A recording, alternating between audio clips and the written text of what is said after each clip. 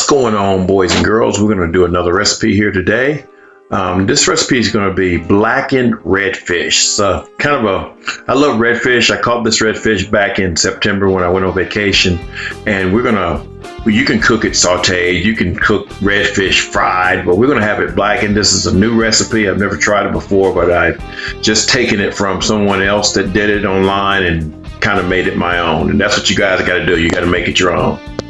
All right, so we're going to start off with, of course, 2 pieces of redfish here. We're going to start off with some paprika, 5 tablespoons of paprika, 1 tablespoon of some thyme. We're going to use some celery seed and some celery flakes. We're going to use 2.5 tablespoons of garlic powder.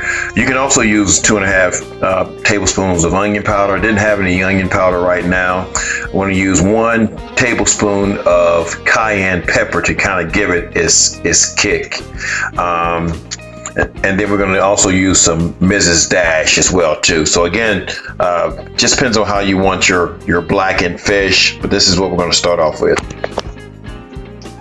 Okay, so I've got all those ingredients mixed up here. We're going to put them in the little grinder here, and this is just a coffee grinder here. I've cleaned it up real good, and we're just going to grind these up into a powdery form.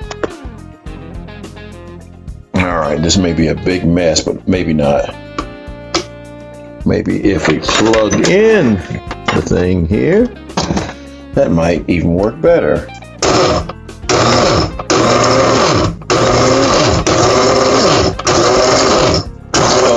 Working perfect.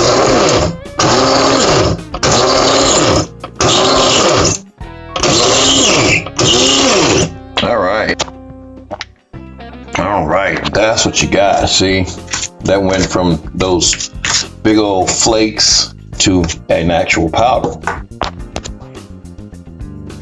Alrighty, what I've done is I've taken some cooking spray. You can also take some butter or some ghee and put it on your fish. That will make your blackening seasoning stick better to the fish. All right, we're going to take some of our seasoning here, and we're going to put this on both sides here. You probably have some of this left over, so try not to be too messy about it. I'm just going to spread that over your fish here. This is going to be really, really good. I've never had it quite this way before, but I've had blackened fish before.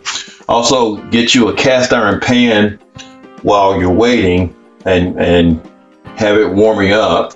Cast iron just conducts the heat a little bit better. Okay, we're going to flip that over. And you don't have to use pieces this big, guys. You can use smaller pieces if you need to. Again, just save that powder, so that's going to be some good stuff there. Got a little bit of a spice to it. If you don't like a lot of salt in your powder, you don't have to put some. If you notice, I didn't put a whole lot of salt in there, but now you can add some to it because you kind of got to have some salt on your fish, you know. Okay, then we get those ready. You're going to cook them about 2 minutes per side. I'm going to go ahead and add a little bit of Himalayan salt to these too, just a little bit. And you can always add more. Those are just a few sprinkles there. And then we'll do the same thing on the other side. Okay, now what I've done here is I've added a little bit of ghee to this. You can use butter, and you want it to be hot. So this is on medium high right here. And we're going to add our fish to our pan here. And you want to do about 2 minutes per side because you don't want to overdo this.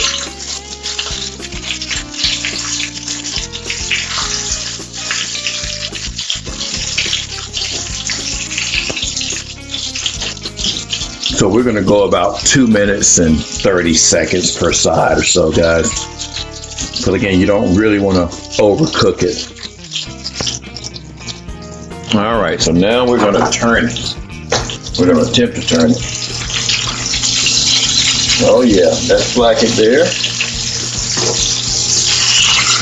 And that's blackened as well too. Gonna go about another 2 minutes on that side right there, and then this will be all done. Alrighty, so that's been about 2 minutes, 30 seconds or so. Use this to take it out. And I can tell you it's done, guys. That looks absolutely delicious. It is something that you should try. And the taste is going to be really delicious as well too. All right, and I paired mine up with some French beans, some broccoli, and carrots. I can tell you guys, it is delicious. I've already tasted it. You should try this recipe. Again, make it your own. Again, if you don't want to put a whole lot of salt in it, just add salt at the end. Don't put a bunch of salt in your recipe. But if you have to put some in there, about 1/4 of a teaspoonful to 1/2 of a teaspoon, but the lower the better. All right, guys, thanks. We'll see you next time.